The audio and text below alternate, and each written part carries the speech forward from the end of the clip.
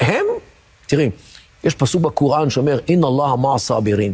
אללה הוא עם בעלי היכולת לסבול לאורך זמן. תבין, סבר, אין לנו מילה כזאת בעברית, כי אין לנו מושג כזה בעברית. סבר זה אדם שיכול להיות במנהרש, חודשיים ושלושה, לא רואה אור יום, בקושי אוכל, בקושי רואה כלום, יצא עם הקלאץ' ויהרוג יהודים. למה? כי יש לו את היכולת לסבול לאורך זמן. וזה לא ברור עם החברה הישראלית. אז אתה אומר שבעצם הפנטזיה הישראלית שאולי נגיע איזה נקודת שבירה של החמאס, שבה החמאס פשוט באמת או ייכנע או יקרוס לתוך עצמו, זו פנטזיה ישראלית שאין בינה לבין המציאות קשר. הם חיים בתוך הבועה הישראלית. הם חיים למען אללה. אללה איתם. הם לוחמי ג'יהאד.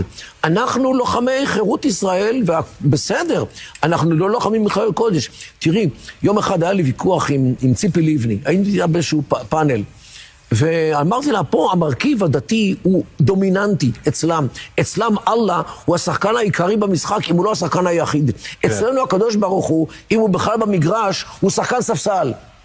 וזה הבדל אדיר מבחינת היכולת הנפשית והיכולת הציבורית והיכולת הגופנית גם, כי יש בזה השלכות פיזיולוגיות על האמונה.